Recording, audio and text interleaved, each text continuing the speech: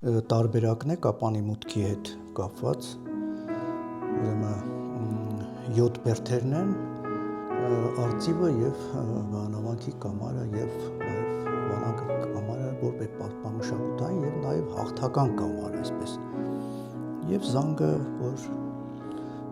շատ կարևոր է մեր համար։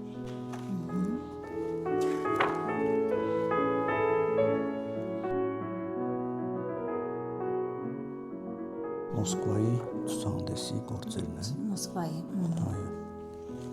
Խուստուփլերը և Գարեգին Աշտեի հետ կապված։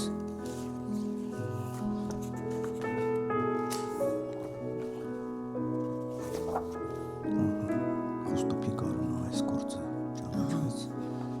նավագույնը։ Տարեդարձի ինքնանկար հաղորդման այսօրվա հյուրն է գեղանկարիչ, Հայաստանի նկարիչների միության անդամ Լորիկ Մինասյանը։ Բարև ձեզ։ Բարև ձեզ։ Պարոն Մինասյան, ինչ կպատմեք ձեր մասին, որտեղից եք սերում։ Իմ նախնիներ, ես Կապանից եմ, Սյունիքի մարզ, Կապան, իմ նախնիները պապերը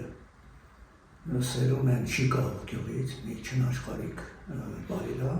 սերում եմ ուրեմն Տեր Խաչատրյանների տոհմից եմ, Մինասյաններ Գերդաստանից։ Պապս եղել է գյուղի բրուտը,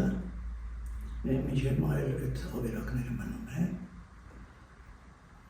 Մի հրաշալի բնաշխարհ է, ուղղակի անկրկնելի բնություն ունենք։ Շիկահողի արգելոցն է հենց, որտեղ ընդգրկում է նաև ծավը, գյուղը և ներքին անդ, Բասուդակետը, Սոսիների պուրակ։ Ծավ գյուղում աշխատել է մեր Բակունցը, որը որ ստեղծել է ալպիական մանուշակ աշխատանքը, որը մենք հիանում ենք։ Ես ծնվել եմ Կապան քաղաքում, բայց ես ամառվային արձակուրդներին հաճախում էի գյուղ Մորաքրոջստոն։ Ինչի Մորաքրոջստոն, քանի որ մեր Մինասյանների այդ շինությունները, տները ավերակների մեջ էին,